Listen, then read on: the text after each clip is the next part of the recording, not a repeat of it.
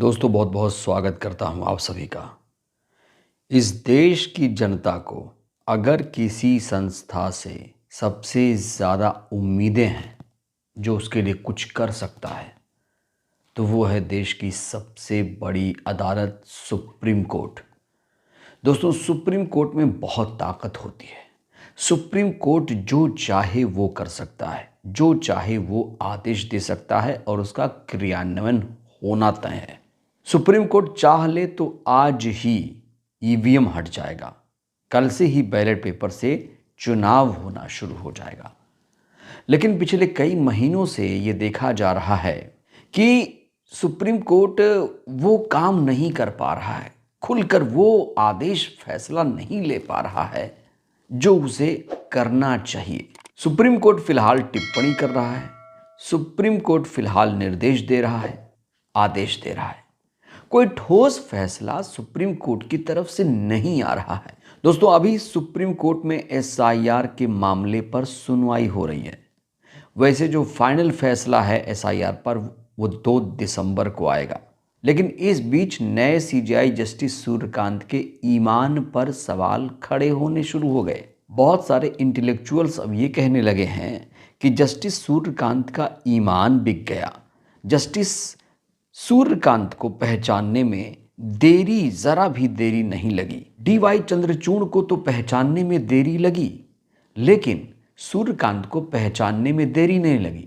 लोग कह रहे हैं कि जो नए सीजेआई हैं, जो नए चीफ जस्टिस ऑफ इंडिया हैं, वो एक खास मकसद के तहत सीजेआई बनाए गए हैं। और कहा जा रहा है कि जो काम बीआर गवई ने 6 महीने में नहीं किया, वो काम नए सीजेआई जस्टिस सूर्यकांत ने 1-2 दिन में ही करके दिखा दिया। दोस्तों सुप्रीम कोर्ट में इस समय एसआईआर को लेकर बहस चल रही है, सुनवाई चल रही है।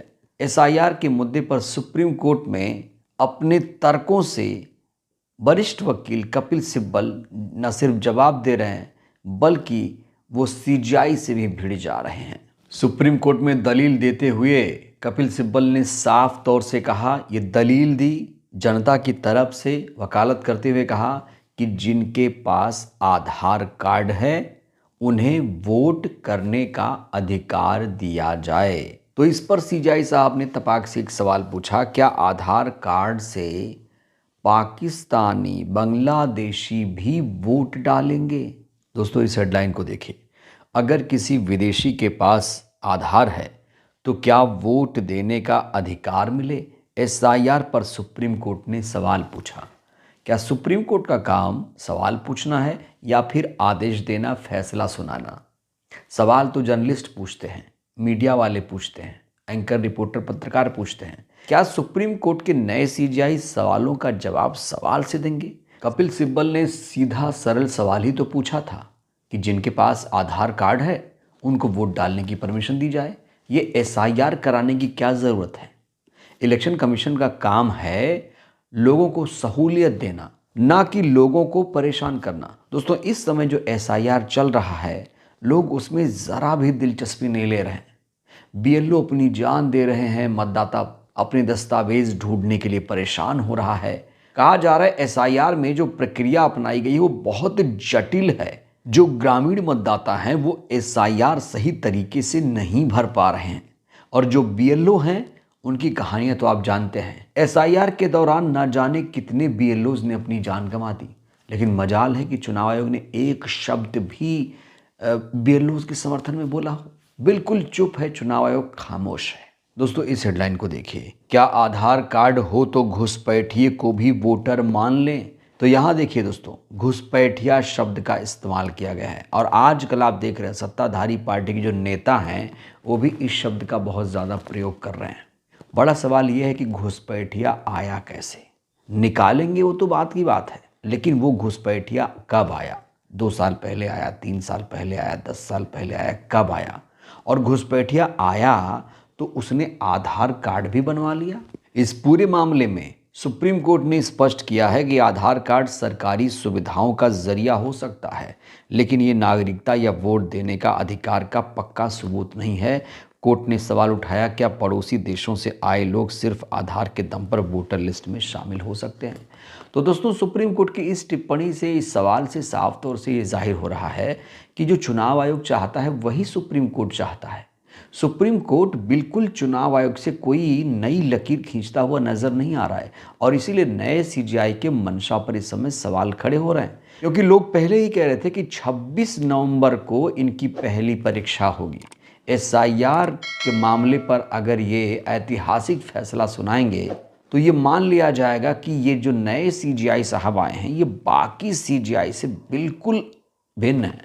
तो इस समय नए सीजीआई की बी.आर. गवई के कार्यकाल से भी तुलना हो रही है। दोस्तों, बी.आर. गवई साहब का कार्यकाल मात्र 6 महीने ही था, लेकिन बी.आर. गवई के कार्यकाल में जब एसआईआर का मुद्दा सुप्रीम कोर्ट में आया था वो 28 जुलाई की बात है, जब आधार कार्ड को शामिल भी नहीं किया गया था। बिहार में एसआईआर जब शुरू हुआ था तो आधार कार्ड उन तमाम दस्तावेजों में शामिल भी नहीं किया गया था। तो जानते हैं आप लोग दोस्तों, वो जो पूर्व सीजीआई जस्टिस बी.आर. गवई हैं, उन्होंने आधार की अनिवार्यता को लेकर फैसला सुनाया था। उन्होंने कहा था कि जो लोग एसआईआर फॉर्म भर रहे हैं उसमें आधार कार्ड के लिए भी एक फॉर्म डालो, क्योंकि बी.आर. गवई को पता था कि हमारे देश में ज़्यादातर जो लोग हैं वो आधार कार्ड का इस्तेमाल करते हैं। हर काम आजकल आधार कार्ड से होता है। आधार कार्ड से वोटर आईडी बनती है, आधार से पैन कार्ड बनता है, आधार कार्ड से ड्राइविंग लाइसेंस बनता है, आधार से पासपोर्ट बनता है, आधार से बैंक अकाउंट ओपन होता है, आधार से ही स्कूल और कॉलेज में एडमिशन मिलता है, आधार से ही सरकार की हर योजना का लाभ मिलता है, आधार से ही चरित्र प्रमाण पत्र बनता है, सबसे ज़रूरी चीज़ जन्म प्रमाण पत्र भी आधार से ही बनता है। लेकिन एसआईआर के बीच यूपी सरकार ने एक बहुत बड़ा फैसला लेते हुए कह दिया है कि जो आधार कार्ड है वो बर्थ सर्टिफिकेट का प्रूफ नहीं रहेगा, जन्म प्रमाण पत्र का आधार उसे नहीं माना जाएगा। दोस्तों, इस हेडलाइन को देखिए। यूपी में अब आधार कार्ड को नहीं माना जाएगा जन्म प्रमाण पत्र। यहाँ बताया जा रहा कि कौन सा डॉक्यूमेंट आपके लिए ज़रूरी रहेगा। योगी सरकार ने ये फैसला इसलिए लिया क्योंकि आधार बनवाते समय जन्म प्रमाण पत्र, स्कूल रिकॉर्ड या अस्पताल द्वारा जारी दस्तावेज देना अनिवार्य नहीं होता है। इसलिए यूपी सरकार ने ये बड़ा फैसला लिया है। अब बड़ा सवाल यह है कि कौन से दस्तावेज मान्य होंगे, तो इसको लेकर भी एक आदेश जारी हो चुका है। सरकार की तरफ से कहा गया है कि बच्चे के जन्म के समय जारी किया गया जन्म प्रमाण पत्र सबसे ज़्यादा मान्य होगा। इसके अलावा हाई स्कूल की जो मार्कशीट है उसे जन्म प्रमाण पत्र के तौर पर माना जाएगा। इसके अलावा नगर निकाय से जारी प्रमाण पत्र को भी व्यक्ति की जन्म का आधार माना जा सकता है। तो वो आधार जो हर दस्तावेज का आधार है, अब उसे ही आधार नहीं माना जा रहा है।